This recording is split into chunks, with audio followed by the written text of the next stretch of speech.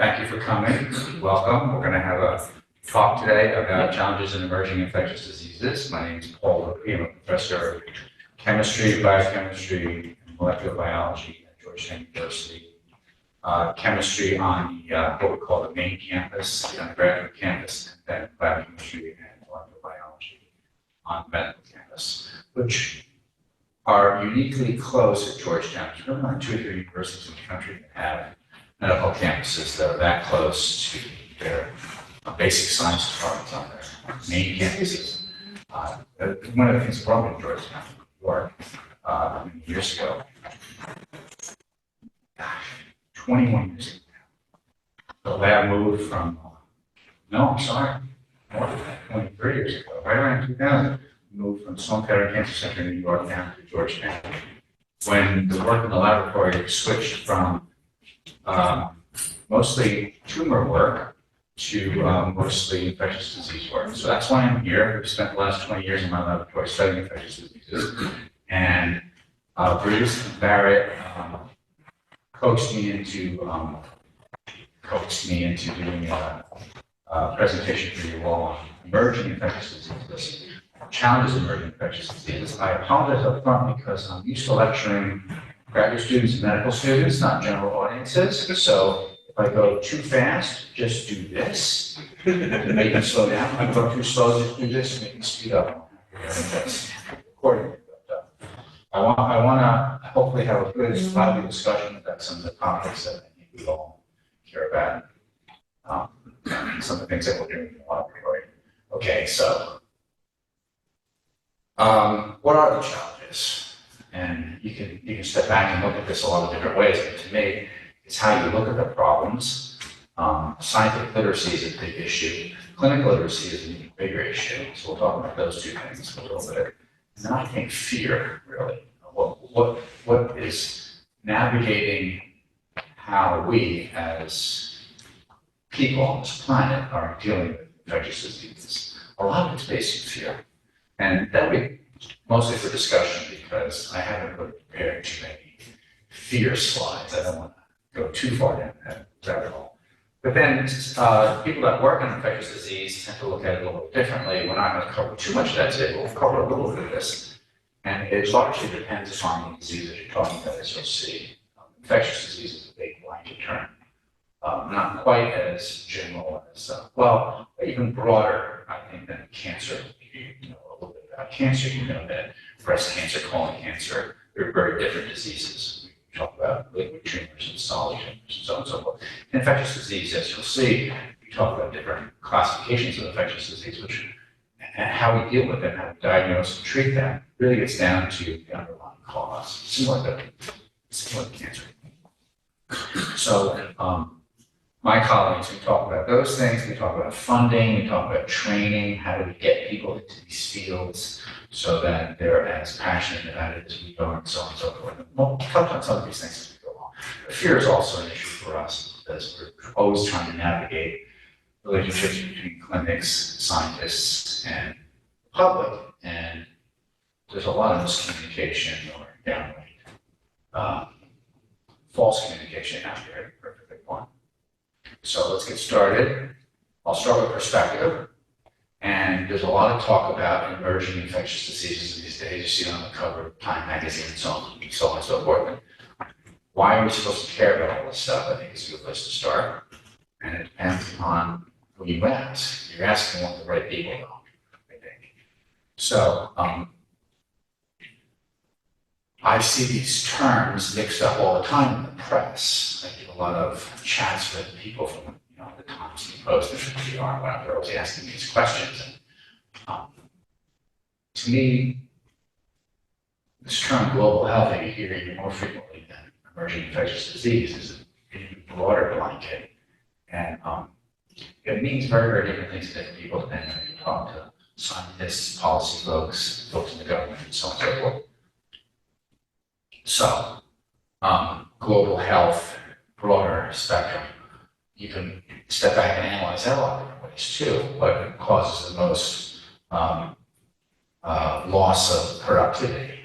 How many manpower days do you lose given based on given disease. How much does a given disease cost? I tend to take a more morbid but simpler way of looking at it, which is how many people does a given disease kill? And that's another way to look at or stratify issues in global health. And you'll hear people say that the biggest killer on the planet is ischemic heart disease, and that's true. Heart disease and related conditions, stroke and so on, are the leading killer across the planet for all people. With the second being cancers and so on. We can go down the list, but I will remind you, before the year 2000, the biggest killer was infectious disease for all people across the planet. Why have these things changed? Well, we know heart disease, stroke, we know a lot about it in this country. You've all heard this.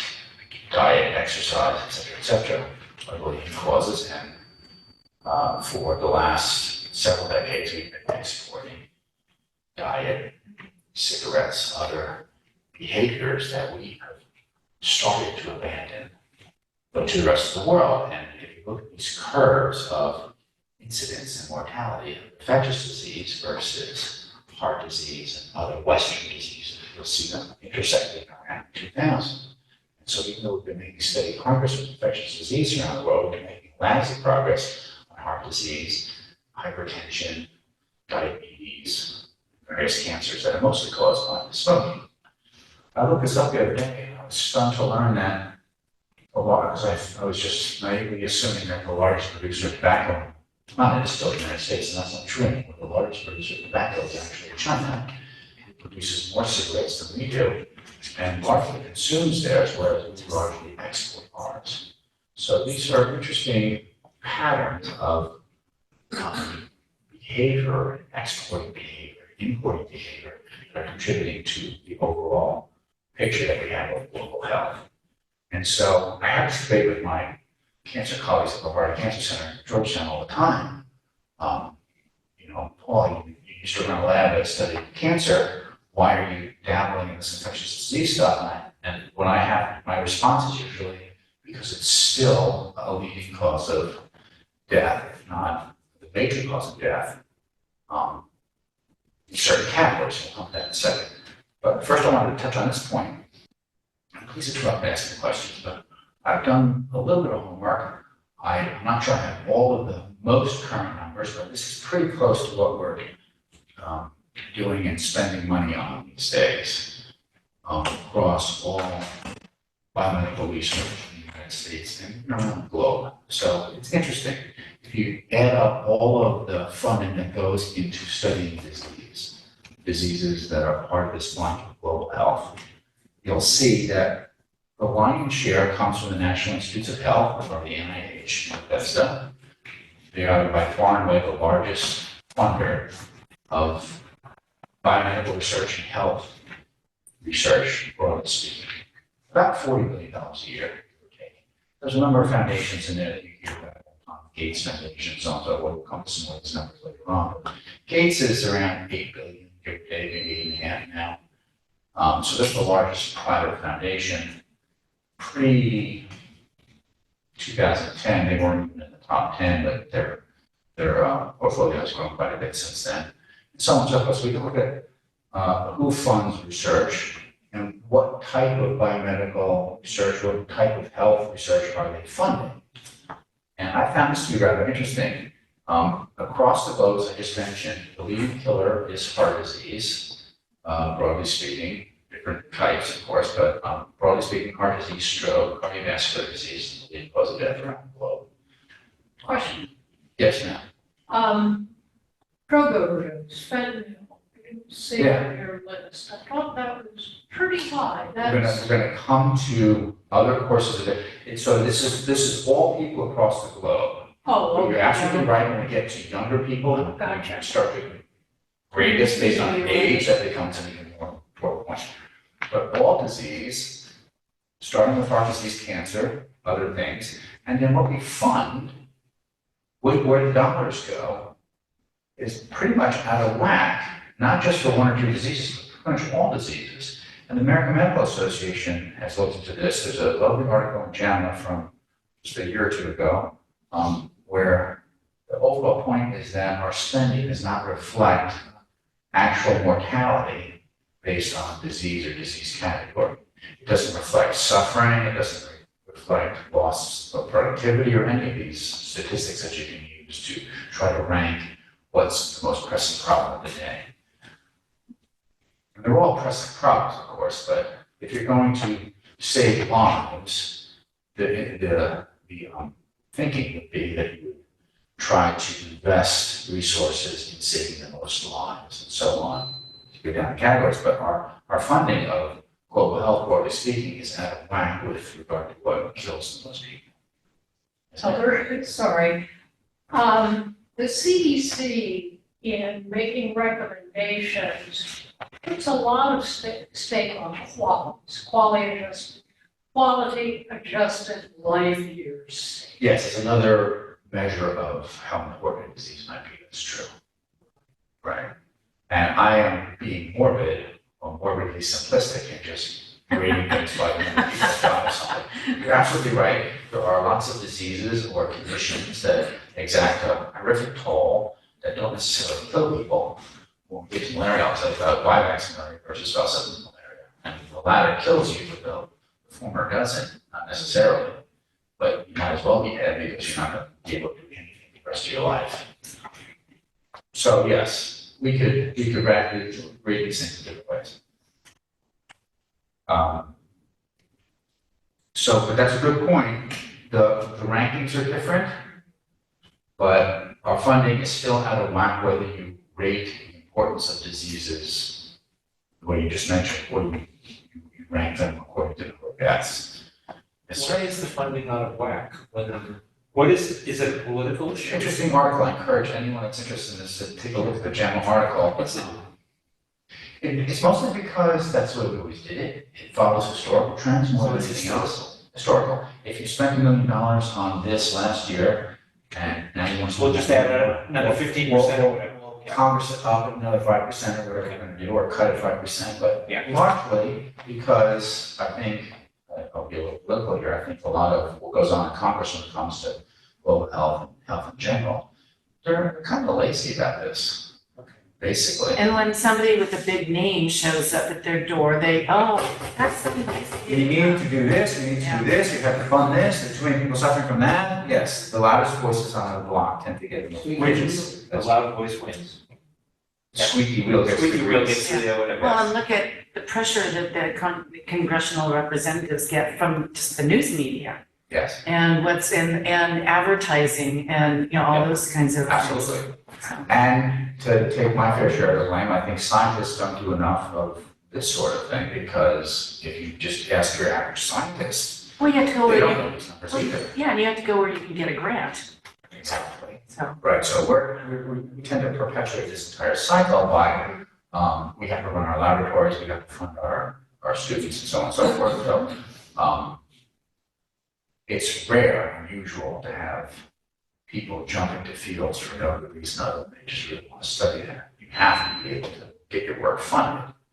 Now, I'm a little weird. I had a lot of funding before I started working in malaria. I started working on it 20-some years ago when there was no money. Now there's a reasonable, I suppose, in the field at large, but that's unusual. That's not typical for most scientists starting out. You have to go where you can get grant funding. That's absolutely correct. Otherwise, you won't. So you go to tenure, you can't build your laboratory, and so on and so forth. So all this has this propensity to perpetuate itself. You're one of the few people that has more money than most people are begging for money. I don't know why that is. We'll get to that. It's because people Yes, think I know more than I actually do. You haven't had to do any begging, huh? Not so far, but look, I'm still a relatively young guy. Reese likes to kid me, but I'm still a relatively young guy. I'll say It that. could happen. So, getting back to your question. We could rank diseases according to deaths around the globe, or we could rank them this way. And this is the way I do it. How many kids die of getting disease? And that's another way, it's just a perspective question. I'm not trying to be editorialize or anything. I'm certainly not trying to give the morale police, but when I rank disease burden around the globe, I rank it by how many kids die of something. It's just something I've always been doing. And it's interesting, if you look at it this way, 4 times as many children die of infectious disease as die of other causes that I just mentioned. Because kids don't get heart disease, they don't tend to get too many cancers, versus pediatric cancers, because normally kick in after year, 1 year and a half, give or take. So infants die of infectious disease. A lot of them. Every couple of seconds, little kids died of something. We could lead causes in a second, but most of them are infectious disease. There are a few that are not loose, that are non-communicable. There you go. There we go. Most of those are injuries, accidents, will come to some interesting statistics for US children in a second. But I'd like to point this out to my colleagues who are always, in science, we're always fighting for money, most of us. And the people that work on heart disease, people that work on cancer, people that work on infectious disease, which deserves more funding and so on and so forth. Well, global health, heart disease kills more people. It's like, that's true. But infectious disease kills a lot more kids, about 4 times as many kids. So it's a perspective question, I think. And so are we making progress? You'll hear a lot of folks talk about statistics. It is true that the incidence of infectious disease among adult populations has been dropping for about 20 years now. We've gotten better and better. PEPFAR, PMI, if you know what those are. The US has undergone global efforts to curb and control certain infectious diseases, typically HIV, AIDS, tuberculosis, and malaria. We made substantial progress. We used to talk about 2 million deaths a year from malaria. We're now down to around 500,000. Most of those are still children, because we're not making as much progress with pediatric deaths. So is this progress or not? This is an interesting question, an interesting debate.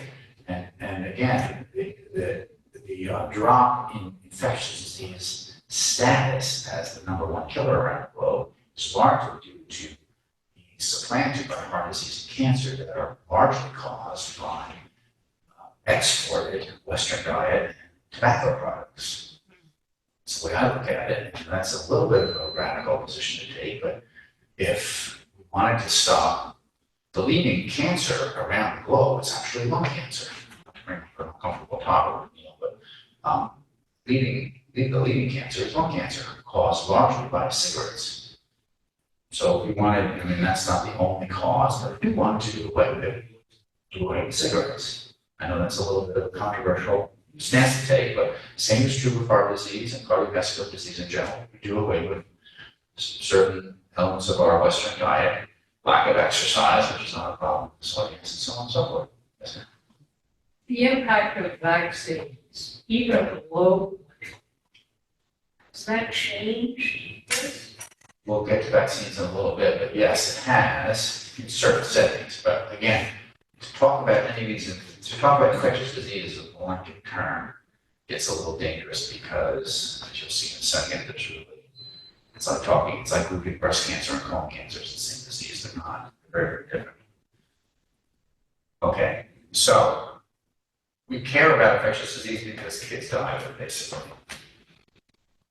Oops. There we go. And then in the US, just to throw a few more statistics at you, in the US, what kills kids is mostly accidents, mostly guns, suicide. There are sociologists that talk about these things in different ways, but bullying and other causes that lead to depression and suicide. Break it down into years. There are congenital genetic conditions present at birth that kill some infants, but that's usually within the first several weeks or several months of life. After that, it's mostly accidents across all age groups. Cars kill more children than any infectious diseases do in this country, cars and guns.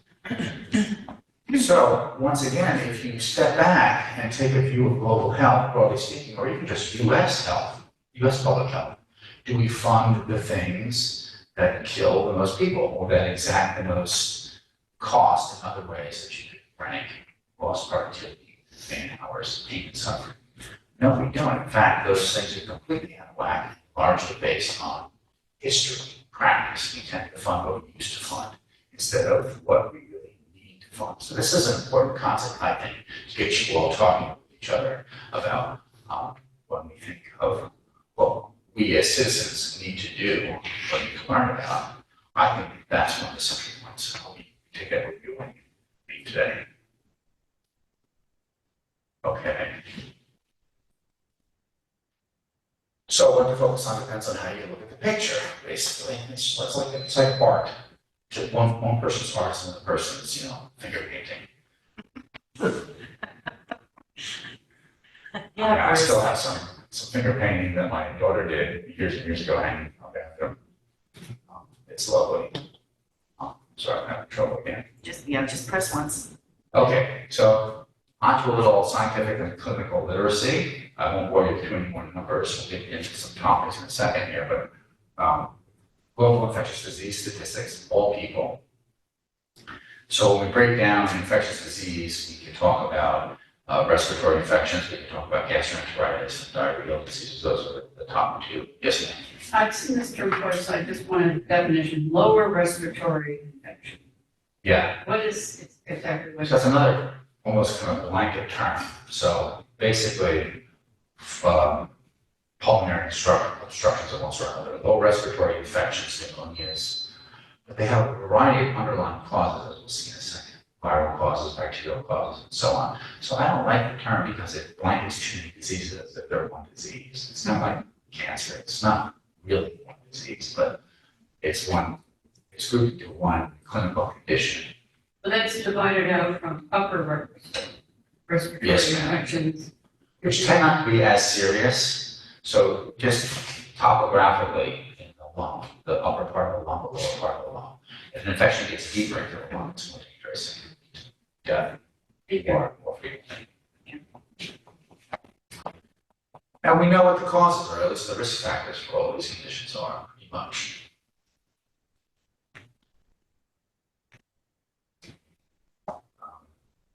Again, this is all people. Okay, so now let's get into a little bit of the weeds, the details.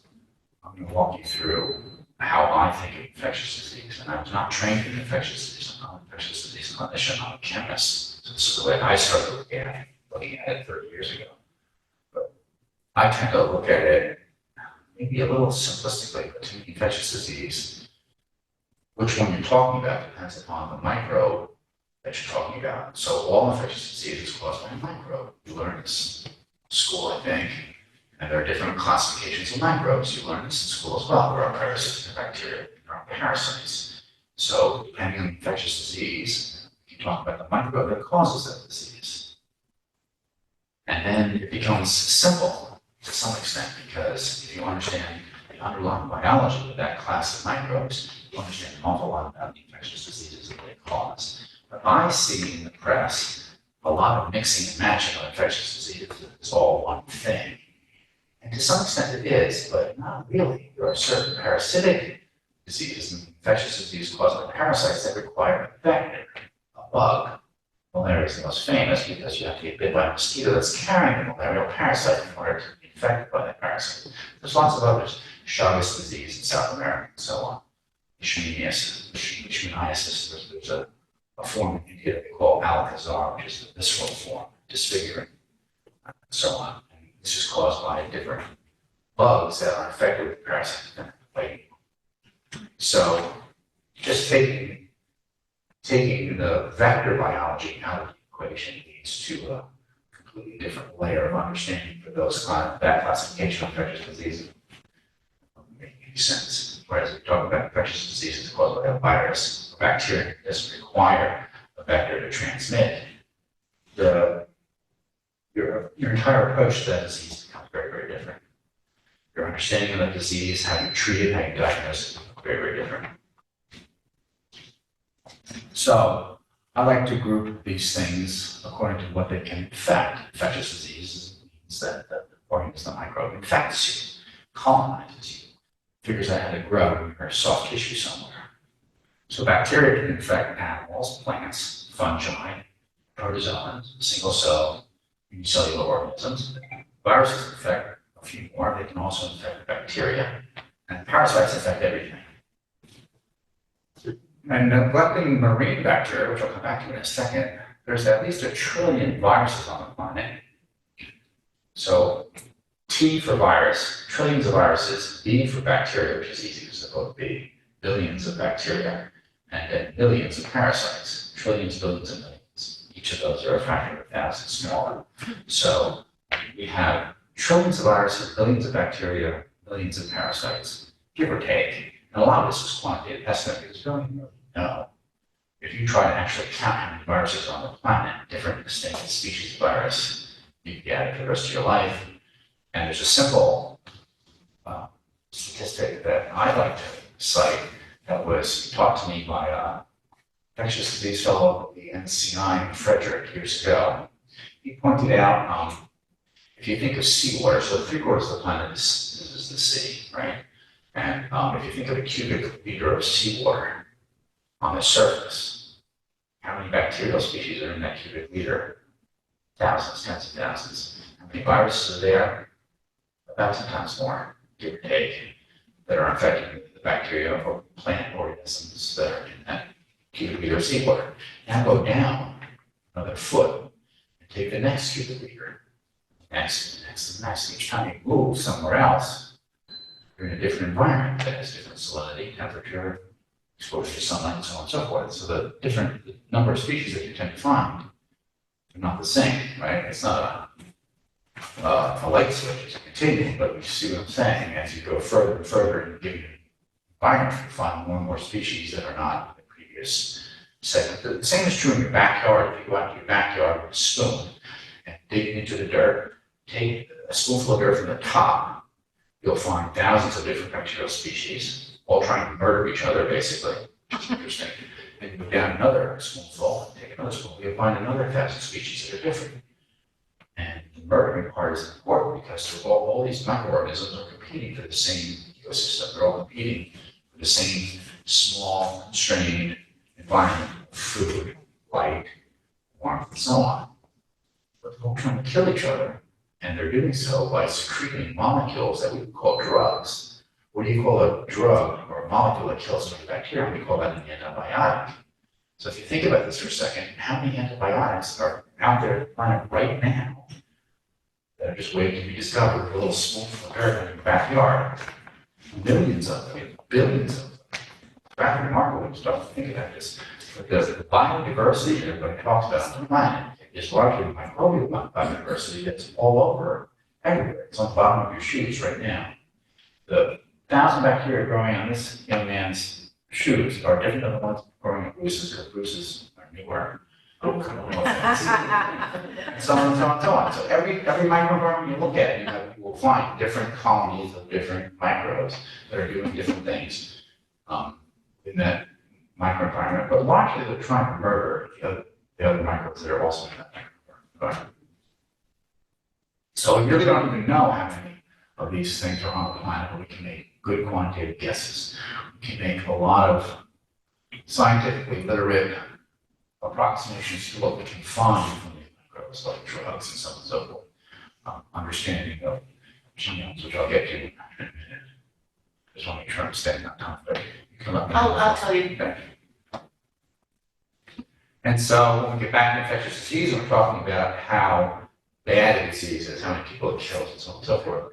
This simple classification of the disease being caused by different microbes, a virus, a bacteria, a parasite, and recognizing that our immune system sees these microbes in different ways, helps to understand why bacterial pneumonia is not as dangerous as viral, so on and so forth. We'll have some more discussion about that at the end. I will tell you that there's dozens and dozens of antibacterial drugs, we call those antibiotics, antiparasitic drugs, but very few antiviral drugs. Why is that? You can't get that understanding the underlying biology of how these microbes survive. And the short answer is viruses have to infect another cell to propagate, whereas bacteria and parasites don't, they can replicate on their own, most of them. Some of them require a host to do so. A parasite requires a host. A couple of interesting statistics that I think just to point out. So we don't know how many bacteria there are on the planet, different species of bacteria. If we wanted to find out what that cost us, it's prohibitively expensive. It would take ridiculous amounts of time. So we have to make our best guess from sort of a molecular or microbial ecology perspective, I suppose. I'm going all over the place here. There's definitely built into a way just to test the patience of the presenters. I know, I find the ones who are smart or have more difficulty. Okay. Okay, so to make it even a little more complicated for you, I guess, or to give you a more complete, broad picture, I will tell you, I'll ask you this interesting question. What's the human genome? Does anybody know what the human genome is? No, recited from end to end. But about 10 years ago, New York Times, Washington Post, the human genome was deduced. What a crock of baloney. That's not true. What happened is little pieces of the human genome were sequenced by a consortium of laboratories around the globe, and the whole thing was then put together. So some lab at chromosome 1, chromosome 2, and so on and so forth. So the human genome was pieced together. It's really a composite of a couple dozen different people. It's an important concept because what is the genome? What is the genome for anything? A paramecium. The only organism that I can find where we actually know the answer to this question of genome versus pangenome. Pangenome just means the genome for the species. So if I sequence each and every one of your genomes in this room, I would get a different genome because you're all different. I can tell when your eyes and your skin colors and so on and so forth. You're not the same genomes, but you're all human beings, so you share some core species genome. Then you have a variety of other genes that you've inherited because of your family lineages and so on and so forth. So how many complete genomes do you need to sequence to fully understand the genome of a species? That's an interesting concept. So the genome of a species comprehensively is what I would call a pangenome. So as a specific example, Escherichia coli, or good old E. coli, which is a lab standard for a lot of people. It's in all of your guts, it's gut bacteria. So one of the workhorses of modern molecular biology is just tinkering with E. coli, so you'll probably know more about that than any other species of bacteria on the planet. If you take an individual E. coli colony off of a dish, and you sequence its genome, you'll find that it has about 4,000 genes. But the pangenome that describes all possible colonies that you could pick for E. coli, Australia to Austria to Arkansas, is about 16,000 genes, 4 times bigger. Rather interesting concept to me. Why is that? Because bacteria in different environments require different traits. They might get exposed to a drug at a different temperature, a sewer. They might try to get murdered by another species of bacteria and evolve defense mechanisms and so on. So it depends on where they came from, how they evolved in that specific niche, that specific ecological environment, ecology. And so, yes. Paul, are you saying, does that mean that the human genome is different in different parts of the world? Absolutely. And how many human genomes do we need to really understand what the human genome is? What is the human pangenome? If you go into the scientific literature, which I tried to do before this talk, we're still arguing over that. Nobody has an answer. There was one paper that I found published last year that, this is hard stuff, the size of the E. coli genome is about 4 million base pairs. Everybody knows what base pair is, right? A's and T's and G's and C's and all this stuff. Okay, so you can sequence that. You can find that E. coli genome, which is just one chromosome, is about 4 million base pairs. Yours, 23 pairs, 46 chromosomes, is about 4.5 billion. So a factor of 1,000 bigger. So just technologically, it's more difficult to sequence a human genome. I just found one paper from last year that had sequenced 47 individual genomes. They were very proud of that, and it was a major accomplishment. But even from those 47, you can't tell what the pangenome is. The NIH has just released, I think, 300 and some individual human genomes. So you can go onto the computer and start doing your homework if you want. But this is an interesting question. How many individual isolates of a species do you need need to sequence the genome of and fully understand the genome of that species. I don't know people in this business. Is that how they come to the conclusion that human beings have actually come from different strains in different parts of the world? Right, so a different pedigree, a different Yeah. lineage. Yeah. It's basically, you can trace back to a founder event. Yeah, like going back and back and back and back. That's right. And so did humans all originate from one individual somewhere in the middle of Africa 100,000 years ago? Probably not. Right. Humans probably co-evolved, just like most species on this planet, probably co-evolved from multiple loci, multiple founder events. This makes any sense. And that's ongoing to this day, where you might have bacteria in this country, somebody gets a bacterial pneumonia, goes to the hospital and gets treated. Those bacteria are being selected with whatever drug treatment that person's getting, whereas the same species bacteria somewhere in Germany may not get the same drugs, different schedule, different pressure. So that isolate of the same species may evolve differently.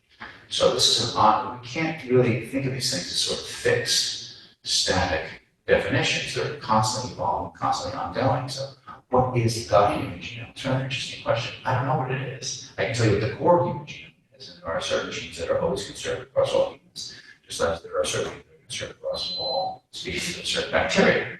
And if you really want to understand everything that bacteria can do, you have to understand the pangenome. What could they conceivably do? What other genes can they turn on that are silent, mutate to make different, and so on and so forth. I hope I can start to get you to think about these things a little bit. Our heads are exploding. So if you accept that concept, then going back to infectious disease, to really understand infectious disease, if you don't even I just told you that to understand infectious disease, you have to understand the microbe. That's true. But if we can't even understand, we can't agree upon what the genome of the microbe might be to understand the disease. Yes and no. Again, there are common features if anyone who gets malaria, but if you get malaria, you get leukemia, you're going to have a different disease than somebody that gets malaria in Honduras, different in the sense of how you diagnose it, how you can treat it, and so on and so forth. Okay, so all that said, getting back to the title of the talk, what are some of the emerging diseases out there that you've heard about that we can discuss if you'd like? COVID, of course, that's a big one. Let's say Zika, Ebola, MERS, swine flu, SARS, and I will tell you that 3 of the 6, the ones that we've had, are caused by coronaviruses, which is a rather interesting statistic, and all of them are viral. They're all RNA viral diseases, which is another interesting statistic. So of the emerging diseases, we're going back to that picture of microbe, trillions of viruses, billions of bacteria, millions of parasites. Just based on sheer statistics, let's say we have all these microbes out there that haven't yet figured out how to infect us. Statistically, which ones are going to figure out how to infect us first? Viruses, because there's so many more of them. Does that make sense? If you're crossing the street at night, are you more likely to be hit by a car or a bus? A car, because there's more cars on the road. It's just statistics. So I think this is a factor or a repercussion of the simple fact that there are thousands more viruses on the planet than there are bacteria and so on and so forth. But we also have to think about the pathogenicity of how easy it is for certain things to infect us. Viruses are built to infect cells. Lots of bacteria are as well, but many are not. They're built to live on surfaces, so they can infect us in different ways. But viruses have to infect a cell in order to replicate. So in a way, their biology is built in towards causing infectious disease because that's what they have to do. They have to infect. And again, I'm simplifying a little bit, starting over a number of things. If you want to expand on this, I'm happy to. But I like the statistics too. Historically, even though the 6 most common emerging diseases that you hear about are the ones that are on everyone's mind, they have not killed most people. Historically, what have killed most people are infectious diseases caused by either parasites or bacteria. What's the biggest killer in, of course, the entire history of the human race? Does anybody know what this is? What? The plague. And you can separate pre-antibiotics and after antibiotics, so it's a trick question, but pre-antibiotics is the plague, post-antibiotics is malaria, right? So depending on what period of history you're looking at, viruses, even though they're causing more emerging infectious diseases, are not really the killers on the planet, never have been. Interesting. And people that study viruses will get mad at me for saying that, but Ebola, if you remember, in this country was a big deal. There was a lot of press about that, but I think 3 deaths in the United States, both from imported Ebola cases. They didn't acquire Ebola here, they acquired it overseas. So we have to be careful when we think about the severity of infectious disease in terms of disease burden, because no offense to anybody that's in the press, but the press tends to grab on things that capture attention. It's not necessarily statistically or scientifically what's the most relevant. Yes, ma'am. Why do, like Ebola seems to be coming out of Africa, why has it never taken root anywhere else in the world? As an infectious Question. disease. I Can think you we're repeat not. the question, please? The question is Ebola, which captures a lot of people's attention. It's a particularly horrific disease to get. Why has it not taken root elsewhere on the globe? Why is it pretty much stuck in West Africa? It's a really good question. And I apologize, I don't know enough about the underlying biology of the Ebola virus to give you a perfect answer, but my guess is, this is just a guess, Ebola migrated from other species. My guess is the reservoir for Ebola are indigenous species, indigenous to West Africa. That's my guess. And I honestly don't know the correct answer. I do know that if you take Ebola virus and you culture it, and I spray it around this room, we'll all get Ebola. So it's not like human beings are less susceptible to it in this country. I think it has to do with the ecobiology of the virus itself. I think it has a tendency to burn itself out a bit. Hemorrhagic infections like that, like Marburg and Ebola, they kill the host. Right, if you So- kill the host too often, you burn yourself out. They kill the grocery store. Yeah, it's still emerges. Also, I mean, it's obvious that a person has it because it is their allergy from every place. And people know you don't handle them, you don't Yeah. do a lot of traditional burial That's true. procedures. I was evacuated out of Liberia during the Ebola. So that you didn't catch it. And this is another important concept, though. I should remind you all that, of course, you recognize that the symptoms of an infectious disease are not directly caused by the microbe, they're indirectly caused by the microbe. What's causing the symptoms is your immune system, your response to the infection microbe as it expands. So for the first couple of days, maybe 3, depends on the disease, you're asymptomatic, but you're contagious, and I think we've all learned that through understanding a bit more about COVID. It's not until your immune system, your acquired immune system, which is unique to mammals, kicks in and is trying to combat the microbe that you see the full-blown spectrum of symptoms. And towards the middle or end of your symptomatic phase, you're actually becoming less and less infectious because your immune system hopefully is working. Your microbial density, becoming the microbes in your body, is actually going down, not going up. The asymptomatic phase is going up exponentially. Is that Russia? Czechoslovakia? Sorry. Is that why with COVID, for example, people get different symptoms? Because their bodies are reacting differently? Yeah, I was hoping I wasn't going to get too many immune or immunology questions because the immune system is a big black box. But people get different COVID symptoms for a variety of reasons. The immune system is one of them. How efficiently COVID virus infects and proliferates in your body is another one. So this gets into a discussion simplistically of your ability to produce antibody molecules. So antibodies are proteins that are secreted from what are called B cells, a special type of immune cell. Your immune system is basically white blood cells that have called T cells, B cells, and so on and so forth. They have different functions in the immune system, but they're your white blood cells basically. In contrast to your red blood cells, whose job is to carry oxygen to your tissue. Those are the white blood is red because of the hemoglobin in your red blood cells. in your immune cells, there's a special type of cell called a B cell, whose job is to basically randomly recombine segments of its genome in order to hopefully find a gene that makes a protein that will antibody that recognize the invading microbe. Now, what it's really doing is making a protein that has exactly complementary shape to an antigen. This is what the immunologists would call specifically an epitope on an antigen. So it's rather molecular, rather quickly, but if you think of a protein as a string of beads, each bead is an amino acid held together by what are called peptide bonds. And you take that necklace and beads and just take that out of the drawer and jumble it into a three-dimensional shape. Do that again and again and again. You get multiple shapes. But the epitope, the bead, or 2 or 3 beads on that necklace, they stay the same. So the B cell will make an antibody molecule, a protein molecule that recognizes an epitope in the antigen, the larger shaped protein. The protein is on the surface of the microbe, say the virus.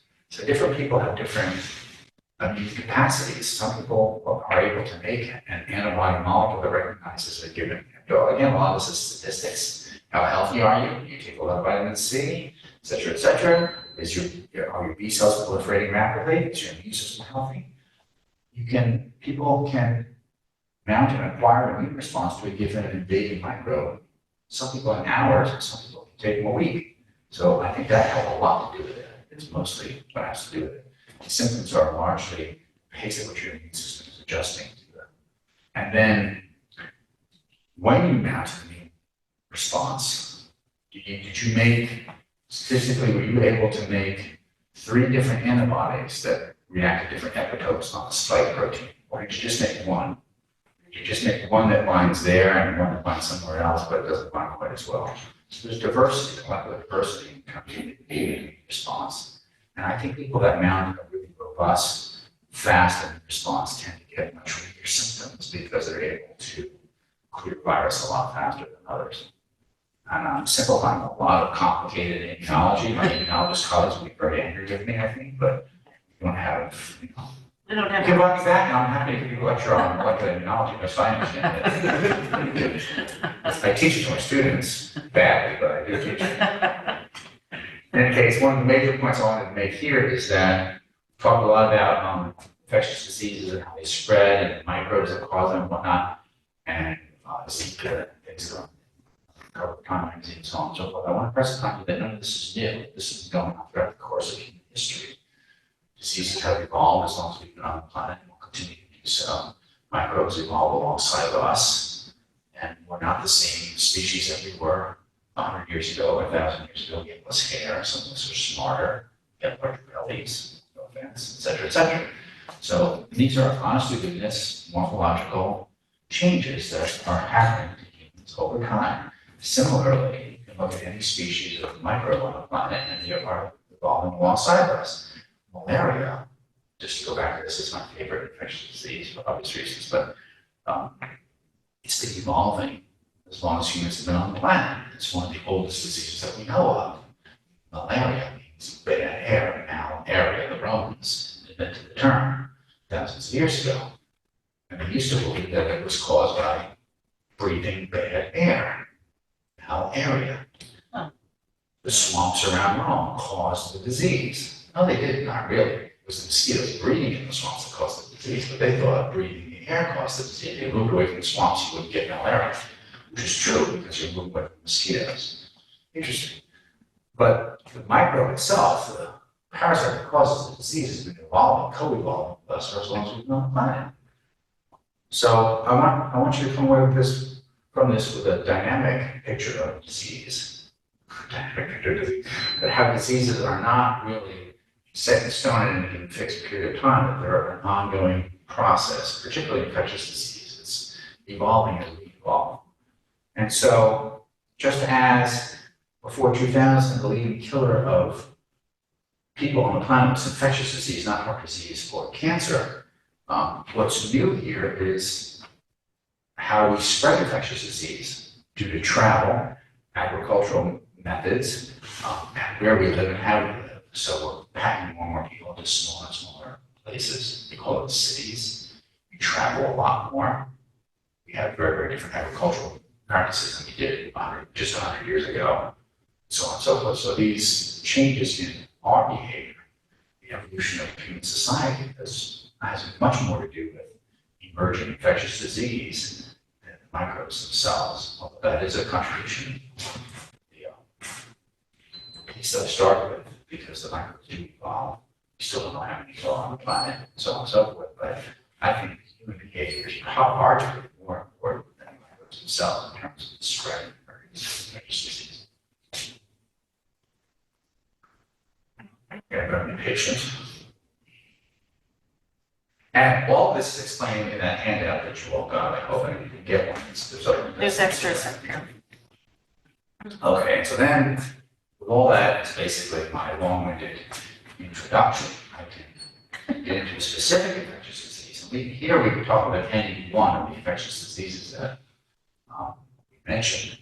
Again, it gets down to the biology of how viruses work, bacteria work, parasites work. My laboratories mostly studied malaria for the last 20 years, so I thought I'd give you a little bit of background on that. And also, I think it's a terrific example for understanding infectious disease in a broad sense, because of this co-evolutionary point I just made. Malaria has been evolving with us for as long as we've been around. The disease, how we diagnose it, how we treat it, our fear of the disease has changed as we have evolved with the disease. That makes any sense. Okay, so what is it? You all have heard the term. Probably when you get a fever.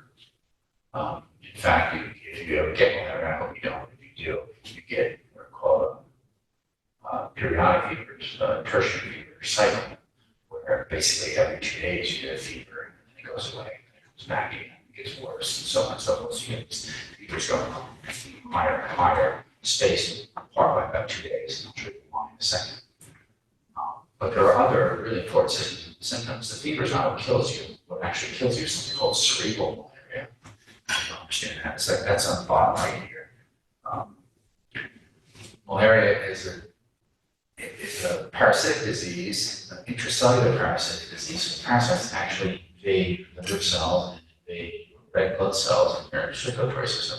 So the red blood cells that are infected with parasites actually get sticky on the outside surface, and they stick to the fine vasculature of your brain.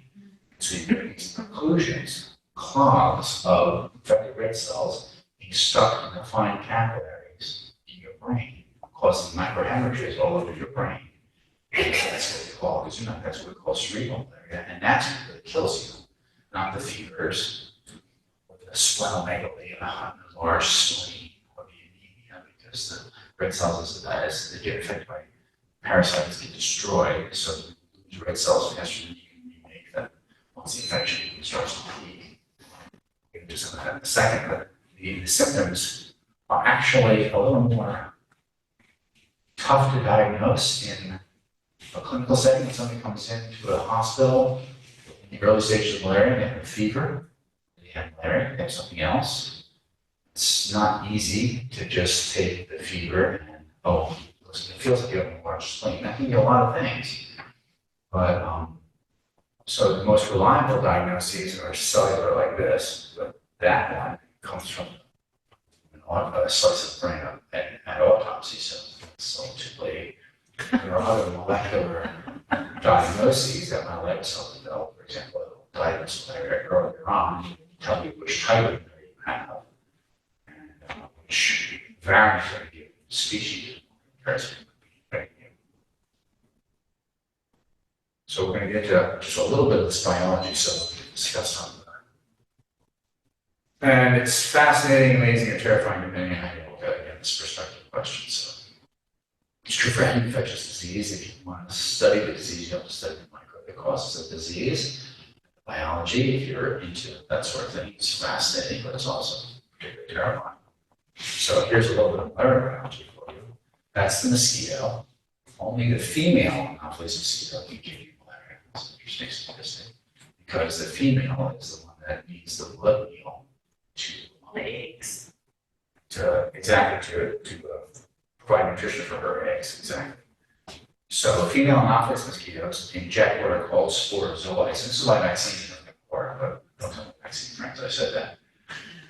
The mosquito injects a form of a parasite called the sporozoite into your skin, which quickly migrates to your lymph or your blood, and then goes to your liver. And the sporozoites then infect individual liver cells, we call those hepatocytes, and gets inside those cells and then divides rapidly, asexually, meaning they don't have to have sex, they just divide, and then reemerge from the liver as large clumps of what we call merozoites. The large clumps we refer to as merosomes, or big clumps of merozoites that rupture the liver cell. While the parasite's in your liver, you're totally asymptomatic, no symptoms whatsoever. Once the parasite gets into your blood, they disseminate, the merosomes disseminate, and you get individual tiny merozoites that then invade red blood cells. I'll come back to this in a second. There are 160 species of Plasmodium parasites, so the genus, the species, right? Homo sapiens, Homo is the genus, sapiens is the species, Plasmodium is the genus. There are 160 different Plasmodium species on the planet that infect all vertebrates. Even whales can get malaria, so I'm told, but I've never met a whale with malaria, but apparently they're out there. Birds get malaria, rodents, chimpanzees, and so on and so forth. Humans can be affected by about 6 at a time, 60 species. So again, this is a continuum. A couple of years ago, if you went to medical school, they teach you about 1 or 2 malarias, not all 6. Even most medical schools today, they don't teach about 4, maybe 5. But there's a 6th species out there that's emerging. Is that taking a little snapshot of the 6th malaria that's going to come along 50 years from now? And after that, another, the 7th species will figure out how to infect human beings and so on and so forth? Yeah, probably. I don't know how long it's going to take, but instead you watch about this stuff. Different species, depending on how they adapt, will sooner or later learn to invade, infect other hosts. So as of now, there are about 6 species. I have 5 on the slide to how long studying this disease. That infect humans. We used to teach that Anopheles mosquitoes, Anopheles gambia, was the species of mosquito that transmitted malaria. That's true. It was discovered in Gambia, that's the name, many decades ago. And we used to teach that were Gambia and maybe 2 or 3 other species that transmitted human malarias. Not true. There's maybe 100 of them out there. Paladine that actually went to a clever experiment. He went to Vietnam and he took a cow and put the cow under a tent at night, and then let the mosquitoes feed on this poor cow. And then mosquitoes, after they took their blood, would come up and sit on the inside of the tent. In the morning, we'd come out of the tent and collect all the mosquitoes and grind them up and look for malaria parasites in their bellies. Type the number of mosquitoes that were carrying specific species of Plasmodium and genetically type the species of mosquito. Long story short, about 100 species of mosquito out there can carry parasites and infect you. So these myths out there, like you can't get malaria at night, it's wrong. Quinine, gin and tonic catches malaria. It's really not true. It's a lovely hypothesis. I love that. The British soldiers of the 17th and 18th century started that.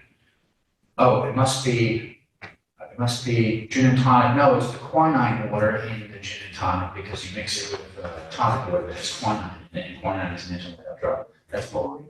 Quinine water is 0.1% of the dosage you need to actually have an effect on it. The reason drinking gin and tonics protects you from malaria is because you're coming in at dusk to have your gin and tonic, which is the primary, not the only, but the primary feeding phase of Anopheles mosquito. So again, you're removing yourself from the risk of it, right? Because you just went inside, but that's not because when you went inside, but a British soldier went inside, they went inside a room like this that had screens on the windows. So something as simple as a screen protects you from malaria because mosquitoes can't get inside the room. Whereas if you go inside a typical hut that in West Africa that doesn't have screens, you're not protected at all. Doesn't matter how many antibiotics you drink. So anyway, getting back to this biology. You just might not remember it afterwards. We can all have gin and tonic, I'll remind you, but the red blood cell stage is particularly fascinating. That's the stage that we studied in my laboratory. The parasites infect or invade red blood cells, and then they rapidly divide in about 15 hours from one form to get another form, and another 15 hours and another 15 hours. So that intra-red blood cell or intra-erythrocytic stage of infection is fascinating. It just goes around and around and around and around. The parasites invade, they grow, they divide, they lyse the red blood cell, release new merozoites that invade another red blood cell, so on and so on and so on. It just goes around and around and around. So the infection gets amplified, and the parasitemia, the number of parasites that are in your body, just goes up and up over time. So even in the very early stages of the red blood cell, the blood stage of infection, you don't feel any symptoms. As that parasitemia climbs, you get more and more infected red cells, and more of them start sticking places, rupturing, you get anemic, your spleens trying to clear all these dead red cells and so on. Fevers are coming in, you get sicker and sicker. So we say around 1 to 2% parasitemia, meaning 1 to 2% of the red blood cells in your blood are now infected. That's when you really start to feel sick. Below that, it's really even hard to see this with a microscope. Every once in a while, for reasons that we don't fully understand, those parasites in the red cells differentiate yet again into a different form of parasite that we call gametocyte, which lives outside the red cell briefly until it's sucked up by a mosquito that's biting the infected person. And it's those gametocytes that then go into the belly of the second mosquito that can have sex. They differentiate into males and females. And so you can get genetic recombination, we'll talk about that in a second. And then now the second mosquito is now infected.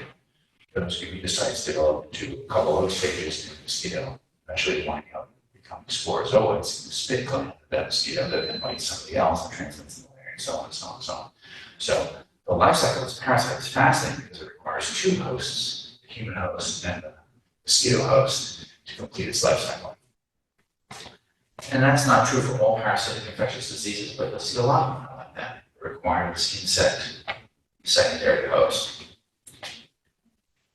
Any questions so far? Is the mosquito the most common spreader of these types of? So for malaria, it's only mosquito. That's best we know. You can get malaria by literally, if you're infected with malaria, cutting yourself, taking some of that infected blood and getting into the blood of a non-infected person in other ways. But that's pretty rare. It doesn't happen. People in my university get very paranoid that we're spreading malaria. But in my lab, and I say, we can't possibly spread it because, well, first of all, there are no sharps, there's no razor blades, there's not even glass in the rooms that would grow a parasite, so you can't cut yourself. You have to cut yourself and cut somebody else, and then blood transmission, pretty unlikely. You can't even cut yourself because we just eliminate all that stuff. Formally, best I know, mosquito is the only vector because the parasite has to complete its life cycle.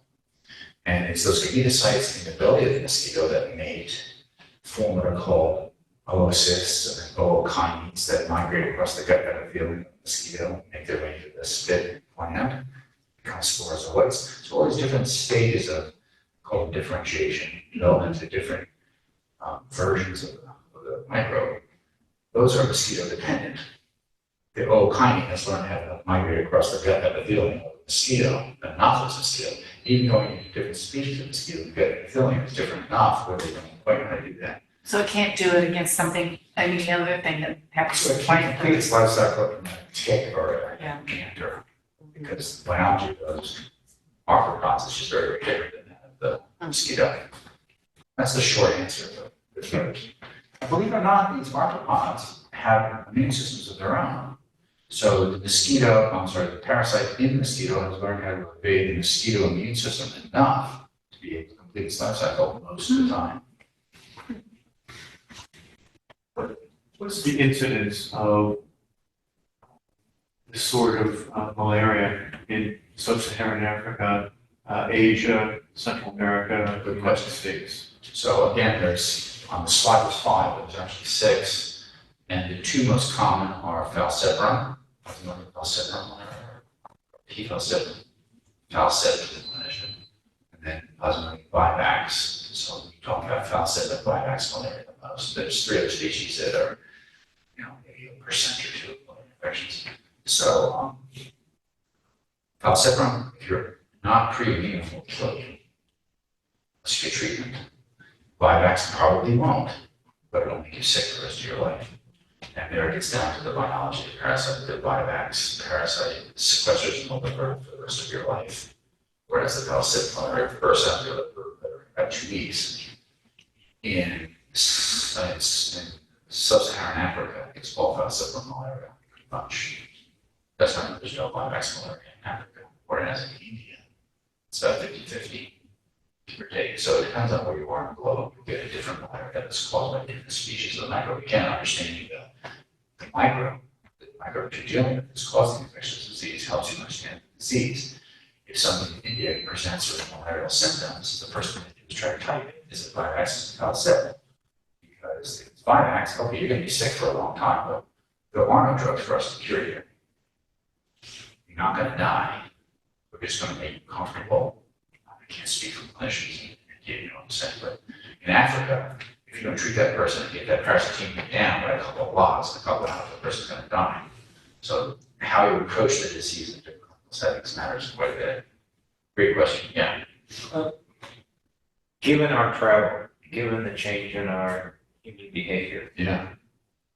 could in fact malaria come back in North America and Europe? Absolutely. I mean, is it? It is. I didn't know that. I mean, I'm questioning it. Is it coming back in waves or because of our lifestyles? Yeah, like, Migration to Africa. So I will tell you, I have a great colleague at Georgetown, John O'Neill, who's a historian. We have this lovely conversation every time we see each other. He will tell you that we won the Revolutionary War because of malaria. So let me probably the story, but Cornwallis, when he was ordered by King George to go south from New York, wound up in Williamsburg, Yorktown, that area, because King George wanted him to invade southern Virginia. And Cornwallis argued vehemently against this. This was a good strategy, but he did it because he was a good soldier, I suppose. He wound up trapped in the swampland, basically. Now, colonial soldiers that had grown up in the area were all pre-immune to malaria because they had gotten it as kids and they had been killed, so they were pre-immune. And there was a big malaria outbreak that there's a big malaria outbreak at that time. And Cornwallis writes in the diaries that he has to surrender to the French because half of his army is embedded with fever sickness. There's almost certainly malaria. John and I didn't debate whether it's wise as academics to go to some graveyards down there and try to get a few prove that we're actually infected with malaria. But let's guess half of Cornwallis' army got sick or died of malaria, and that's why he surrendered. And so the history of malaria on this continent is actually rather rich, checkered. We supposedly, I've been following these press reports, I just obviously at the Times a couple of days ago about this. There had been indigenous transmission of malaria in the United States, supposedly for the first time. It's the only one we know about. Around DC, actually, west of DC, out by Dulles. And the first thought is this must be imported. Somebody came back with it, but the epidemiologist told me that it's US transmitted. It's a person that was never overseas, that was infected with malaria on our soil. Now, did the mosquitoes that bit this poor person, did they come from overseas, hijacked in a jumbo jet that landed at Dulles? That's my guess. It's possible. The mosquitoes were there in the baggage compartment and got released somehow.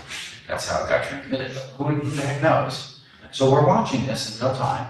If you remember when you were kids, we would walk around the neighborhood when the DDT truck came. We didn't know it was DDT. They were spraying all over the place. They were going to be stopping in the 70s. What's that? And you're running after them. No, what color we got? An ice cream truck. Blowing a super elastic rubber plastic out of little tubes, it's basically liquid veins. It's disgusting. We stopped that mosquito Yeah. spraying or vector control program, basically in the mid to late 70s, depending on where you are in the country, right? And so you could argue that a lot of diseases that we wiped out a long time ago, mostly through habitat reclamation. We got rid of malaria in this country by draining swamps. When Colonel Gorgas, I think his name was, sorry? George Gorgas downtown. Gorgas, thank you. Yes, George. Engineer in the Army Corps of Engineers. So back in the days when we were trying to build the Panama Canal, malaria was a huge problem, obviously. And they sent, I forget why they sent him, he must have known a little bit about malaria. He got rid of he thought he was getting rid of malaria. He actually wound up curing yellow fever, not malaria at all. He got the wrong mosquitoes. But he just went around and soldiers went around, full spoonfuls of diesel fuel, and dumped it into standing pools of water. And the mosquitoes were breathing these little pools of water, and the sheen of oil across the top, the larvae would get up and breathe. So they got rid of, turns out, yellow fever because they were killing Aedes mosquitoes more than they were killing Anopheles mosquitoes. And interesting. There's a great book by a fellow in Paris that walks you through all these legendary stories of malaria. That's one of them. And the things that we learned that we forgot, like diesel fuel, a little water in your backyard probably do more to help you out during the summertime than those little gizmos that you buy that sound the boats. Anyway, let me tell you a little bit more about this nasty disease. So you leave it on there for too long and it forgets you. Basically, there. So, I told you that these parasites infect red blood cells, and they go through these stages of differentiation inside the red cell. We call them ring, because it looks like a ring. Trophozoite is a Latin word that means feeding, so we call them trophozoites. But we can divide that into early troph, mid troph, and late troph, depending on how fat they are, basically. And then they start to divide, and they make what's called a schizont, which has a flower petal pattern of many parasites, kind of like a rose, daisy. They look fascinating, and this is what they actually look like under a microscope. Here's a ring, here's a troph, here's a schizont, and these little blue guys are mutated parasites that have to burst out, and then they'll infect all the other uninfected red cells that are around.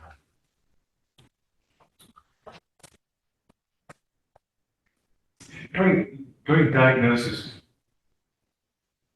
does the hospital or the laboratory need to have a pathologist looking under a microscope for this? Yeah, so Or is this automated in some way so that you don't actually have to have human eyeballs?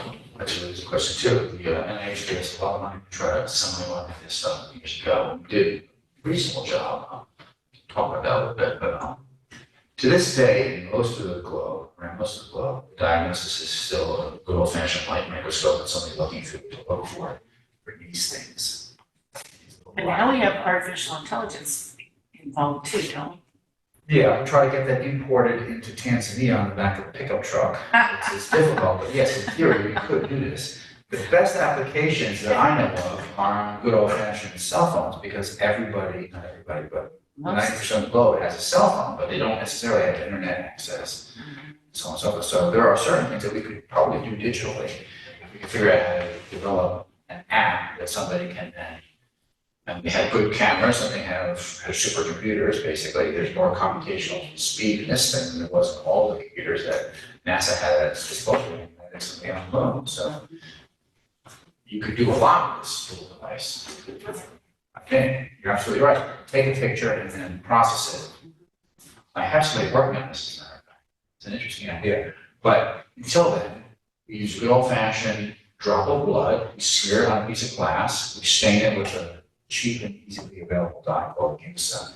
And you can see these dots in the middle of the blood cells. But again, this is why it's so hard to diagnose the asymptomatic early stages, Parasitemia has to be high enough for you to be able to have a chance of seeing all these things and feel the red blood cells draw blood. But to the You bio, have 15 minutes. I'm sorry? You have 15 minutes. Wow, what I that long ago. So let me tell you real quickly about this black stuff. We call this hemozoin, or it's crystalline heme. It's the one molecular slide I'll show you. In the red blood cell, you know you have lots of hemoglobin. That's the protein that carries the oxygen. And chemically, what's really happening is the heme groups, 4 of them, each molecule of the heme, are binding oxygen to this iron atom that's in the middle. And so a parasite grows so fast inside a red blood cell because it eats the hemoglobin. It's eating a protein-rich diet. And it can't get rid of the heme, so it has to turn it into a crystalline material they call hemozoin, malarial pigment. And that's this black stuff that I showed you in the parasite. It's an optically dense crystalline form of heme that comes from eating hemoglobin. You get rid of heme all the time because your red cells only last about 60 days in your blood when you make new ones. So you break the heme down and you produce what are called bile pigments in the liver. But the parasite doesn't have that metabolic pathway and it has to crystallize the hemozoin. Antimalarial drugs that we study basically slow down the growth of parasites by choking them on their own poo. They can't turn heme into hemozoin because the drug inhibited that process. And getting back to my evolution point, if you think of malaria as a global part of global health, it's a global disease. We have malaria everywhere between the tropics, Cancer, and Capricorn, and on different continents. And getting back to this, it evolved all the same place. No, it didn't. There are multiple independent loci. Southeast Asia, Vietnam, if you recall, when our military was there, we introduced 3 or 4 antimalarial drugs that were only introduced there, not here, not here, not here. And so malaria has been selected, pressured with different drugs under different conditions in different continents throughout the last 50 years. And so we have different, even for the same species, for Plasmodium falciparum, we have different variants or strains of PF in Southeast Asia versus Africa versus South America and Central America. It's kind of what my lab studies is, wow, that's pretty diverse, and the drug pressures in particular can follow the history of when these drugs were made, how they were used, and then look at the biology of the parasite to try to understand how that drug pressure has changed their behavior in response to other drugs. That's basically what we do. And we use genetics as a starting point because of this. I'll skip over the slide because of this. A genetic cross experiment, which you guys all have done, or your parents did before you were born. Your mommy and your daddy. If we color all the chromosomes from mommy red and all the chromosomes from daddy green, the babies, the progeny, have a mosaic pattern of chromosomes where you inherit different pieces of chromosomes from each parent. This is what eukaryotes do.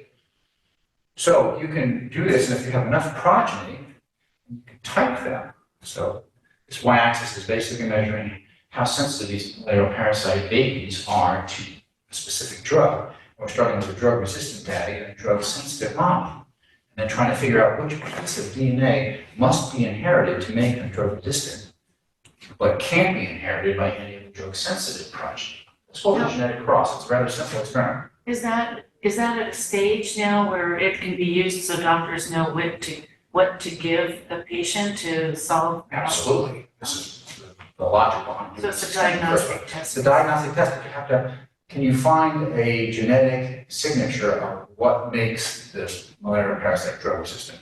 And this is what it is. It's this gene called Ph.D. As you see on this axis, there's this big jump, tenfold sensitivity change for these guys versus these guys. There's some shape to this curve, so there's additional things that can also happen. The first event that has to happen is this one gene in the malarial parasite has to mutate to something that we call mutant Ph.D. I was going to tell you more about that, but I'll just skip right to the gene. You understand that every 3 bases in the gene codes for a specific amino acid in the protein that's then made from that gene. So that the DNA, the gene, which is DNA, turns into mRNA, transcribed mRNA, which is read by a ribosome, which is then translated into a protein. And it's the protein that actually has the function, it does the work in the cell. So it's a PFCRT protein, comes in a variety of forms depending on where you got the parasites on the globe. Where's that slide here? So 7G8. These numbers here, 7G8, H209, HB3, S106, are different strains of the same species of Plasmodium falciparum that have different alleles of the PFCRT gene. You can see that in this column, it's a rather busy slide here. Philippines, Tanzania, Southeast Asia, Guyana, etc. Parasites, these are their strain names. We call them all sorts of common names, all sorts of common reasons. Those are biologists, not us. We're more methodical. Nathan was naming these. I call them 1, 2, and 3, and 4, and so on.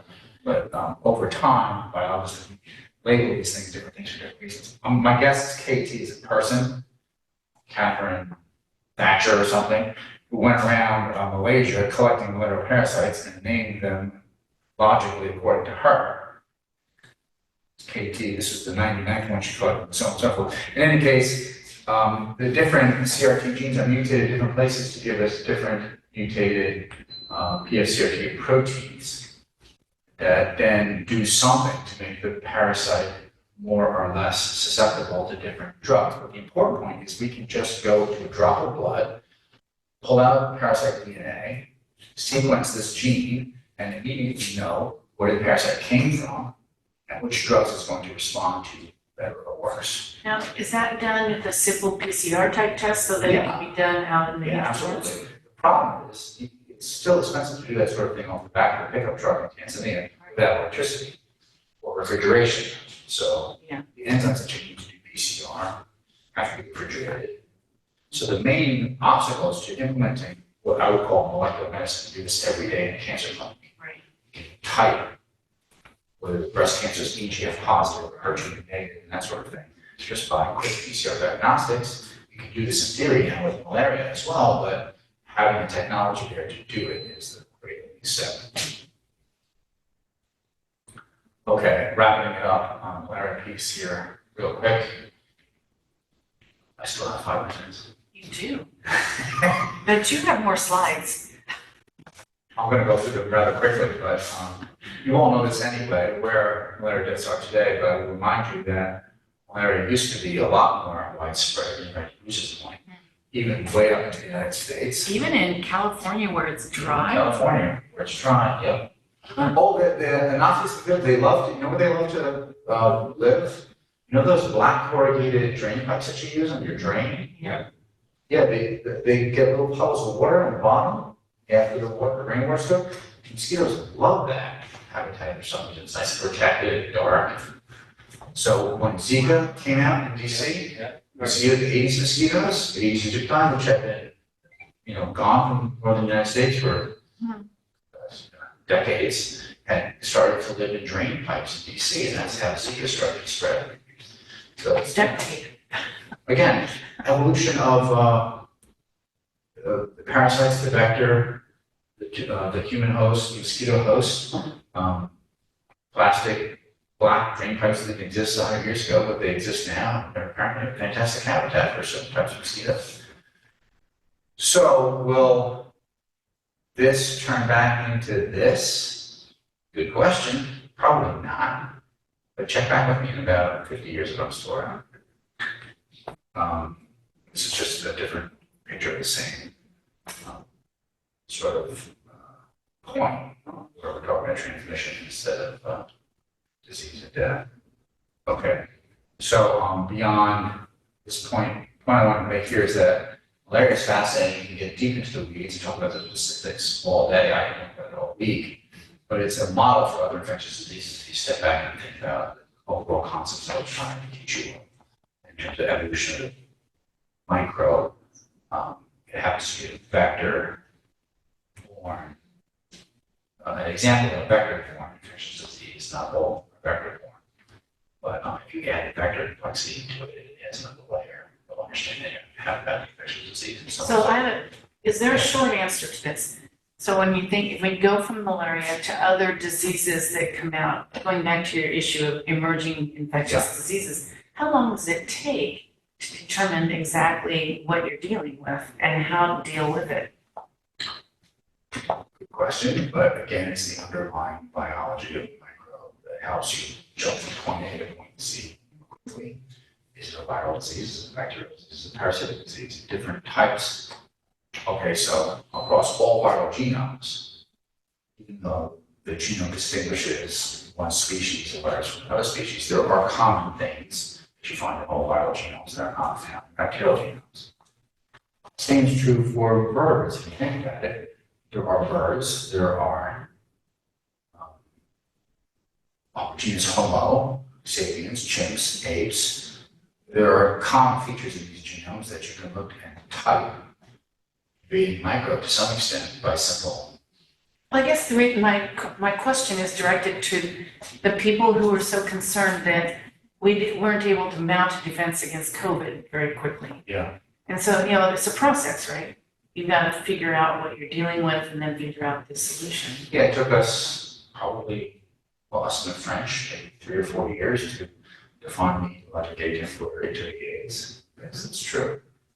I'm sorry, I'm losing track of the question. How long does it take? It can take days, it can take years, it can take months. It depends on Depending on all those factors. depending on the biology, how good, I hate to be this controversial, but depends on how good the clinical environment is that's trying to figure it out, really. It gets into the training part. So you'll see a lot of infectious disease people talking about, translational aspect of this field. There's a lot of basic science here, from genomes, PCR on up to cell biology, chemistry, what have you. And then there's a ton of clinical science, obviously.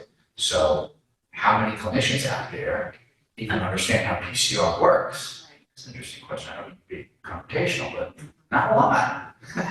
I once went to probably the most important malaria meeting on the planet and sat at a table having a lovely lunch with people. And this is when I had one of my epiphanies in this field.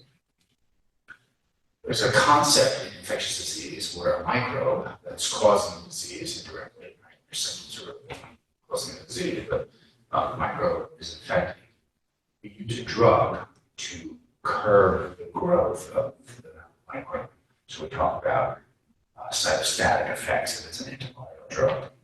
How well does it slow the growth, parasite, prevent infections, new cells, and so on and so forth. But then there's another layer to the drug that has to be there to save a person's life, which is how fast does the drug actually kill the parasite? We call it the cytocidal potency. So when somebody presents in the clinic and they already have 2% parasitemia in the bloodstream, if you don't knock that down by several logs in a couple of hours, you're going to die.